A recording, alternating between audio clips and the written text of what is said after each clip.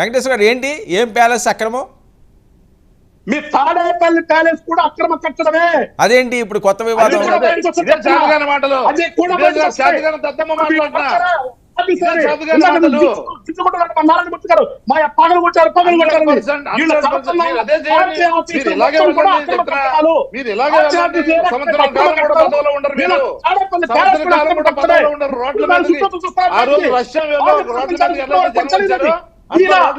వాడిపోయిన తర్వాత మీరు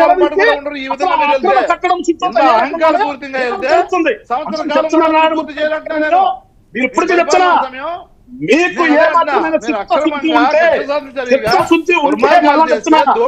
ఒక్క నిమిషం నారాయణమూర్తి గారు, నారాయణమూర్తి గారు ఒక్క నిమిషం అండి. నారాయణమూర్తి గారు, నారాయణమూర్తి గారు వెయిట్ వెయిట్ అండి, వెయిట్. నారాయణమూర్తి గారు, నారాయణమూర్తి గారు, అరే ఆయన అంతా కాదండి, ఆయన వినండి. ఆయన ఒక అభియోగం చేసినప్పుడు ఆయన ఏం మాట్లాడుతున్నారో కూడా మీరు వినకుండా దానికి రిప్లై ఇవ్వడానికి మీరు మధ్యలో మాట్లాడితే ఏమర్థమవుతుంది? తాడేపల్లి ప్యాలెస్ జగన్మోహన్ రెడ్డి గారి నివాసం అక్రమం అని మీ జనసేన దగ్గర ఏమైనా రిపోర్ట్ ఉన్నదా? పవన్ కళ్యాణ్ గారి చేతికి ఏమైనా దానికి సంబంధించిన ఫైల్స్ ఏమైనా వచ్చినాయా? వెంకటేశ్వర గారు ఏ ధైర్యంతో చెప్తున్నారు మీరు? ఒక నిమిషం అండి నారాయణమూర్తి గారు, నారాయణమూర్తి గారు, నారాయణమూర్తి గారు ఆయన మాట్లాడి నేను అడుగుతున్నాను కదండి, దానికి కూడా మీరు మాట్లాడితే ఏంటి? అది ఏమైందో మీరు తెలుసుకుంటే మంచిది కదా. రేపు ఏం జరిగింది వెంకటేశ్వర గారు మీకు ఎలా తెలుసు? ఆ రిపోర్ట్ ఏమైనా ఉందా? చెప్తున్నాను వరం గారు, ఇప్పుడు చెప్తున్నా.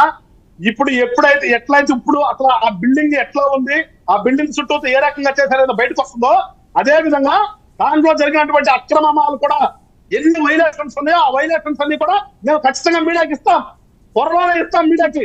వెయిట్ చేయండి.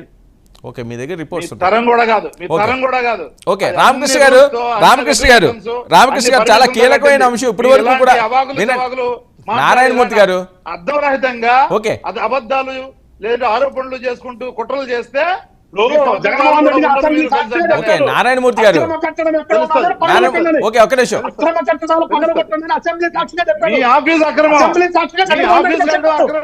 నారాయణమూర్తి గారు, నారాయణమూర్తి గారు ఒక్క నిమిషం. వెంకటేశ్వర గారు, వెంకటేశ్వర నారాయణమూర్తి గారు, నారాయణమూర్తి గారు మీరు అసలు నారాయణమూర్తి గారు వినాలండి మీరు.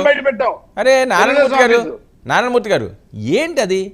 ప్రతి పాయింట్కి కూడా ఇంకా క్రాస్ టాక్ చేసుకుంటా కూర్చుంటే మిగతా వాళ్ళు మాట్లాడినివ్వండి. చాలా ఇంపార్టెంట్ ఇష్యూ కదా. ఆయన ఎందుకన్నారు? ఉప ముఖ్యమంత్రి పార్టీ అది, ఆయన ఒక జిల్లాకి అధ్యక్షుడు, ఆయన మేము త్వరలోనే దానికి సంబంధించి ఇస్తున్నాం అంటే చాలా కీలకమైన అంశం కదా. రామకృష్ణ గారు, రామకృష్ణ గారు సార్ ఓకే, ఇప్పుడు వరకు జరిగే అంశం ఒకటి. రామకృష్ణ గారు నాకు స్ట్రైట్గా దీని మీద ఆన్సర్ కావాలి. నిజంగా జగన్మోహన్ రెడ్డి గారి నివాసం ఏమైనా అక్రమాలు జరిగి ఉంటాయని చెప్పి మీకు అనుమానాలు ఉన్నాయా?